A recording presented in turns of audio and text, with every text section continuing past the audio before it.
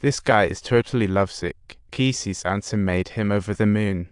He excitedly said he had a CD player sitting on his windowsill and wanted to jam out with Kesey Sunday. Hearing the word window, Kesey's eyes brightened, and she quickly asked if they could listen to music right now. But the bold guy switched personalities in an instant, turning into a cleanliness freak, and immediately turned to leave. He locked Kesey inside, making her think she'd never escape, but later that night, the lovesick personality returned. He quietly opened the door, urged Kesey to come out, and rushed her to his bedroom, and she thought, finally, him getting out. But unfortunately, at precisely this moment, my sister discovered that the so-called window was merely a drawing made of paper, and after the lovesick individual uncovered Kesey's true intentions, he immediately became anxious. Despite having 23 different personalities, they all agreed on one thing. Kesey and two other girls were their entertainment, so no matter how they switched, they all believed in one principle. They could never let them leave. Poor Kesey clung to the lovesick guy's arm, showering him with sweet nothings. As a guy with 23 souls, hearing such passionate declarations made him float on cloud 9, forgetting all his prior worries. In the end, he started showing off his walkie-talkie, and when Kesey saw it was real, she immediately flipped the switch. The lovesick guy grabbed a baseball bat and smashed Kesey's walkie-talkie, trying to cut off her connection to the outside, but Kesey wasn't. She desperately broke free, grabbed the walkie-talkie again, and called for help, but the old dude on the other side thought it was a prank. He ignored Kesey again, and just then, she noticed the lovesick guy's eyes turned dark, and she knew that this sweet guy was in trouble. In a flash, the cold-hearted kidnapper appeared, and Kesey knew he was probably the dominant personality of this body. So she obediently handed over the walkie-talkie and was locked back in, but she noticed a nail in the room and quickly yanked it out. But before she could utilize the nail, the ruthless kidnapper reappeared, and his words filled Kesey with great unease. She realized that her friends were all nowhere to be found. Different men kept showing up, and the closed room was weighing on her mind thankfully at that moment. The lovesick guy who had kissed her earlier sent a distress message to the therapist while the dominant personality was resting. When the therapist saw the flood of distress messages on his computer, he realized things were going south and immediately signed up for The therapist's sudden visit caught the bald guy off guard, but he quickly invited him to sit down for a chat.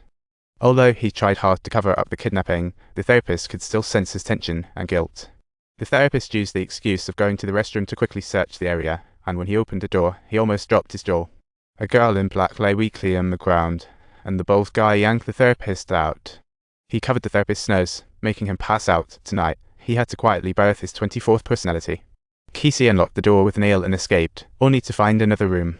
Plus, the bald guy had reinforced the door lock, and Kesey tried several times without success. In total despair, she decided to start searching the room. Sure enough, under a hat, she found a hidden key, rushed to unlock the door, and finally stepped into the hallway. At this point, the long unconscious therapist woke up, realized the bald guy had lost it, struggled to get up, and started jotting down ways to get rid. But before he could finish, a figure flashed past him. Sensing danger, he quickly grabbed a knife from the table. Turning around, he found the bald guy had bulked up like a bull.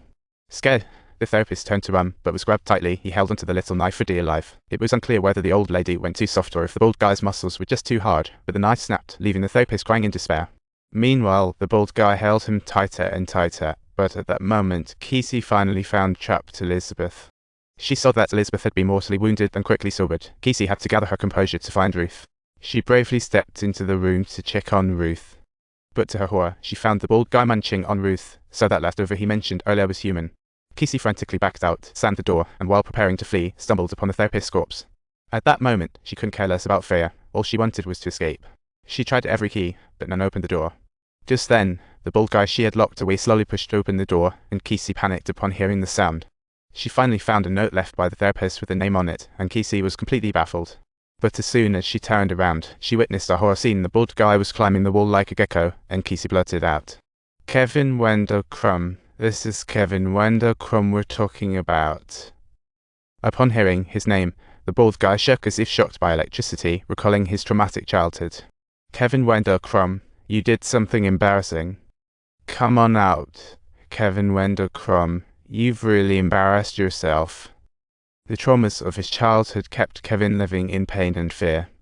Time after time, emotional breakdowns caused his mind to split, giving rise to countless different personalities.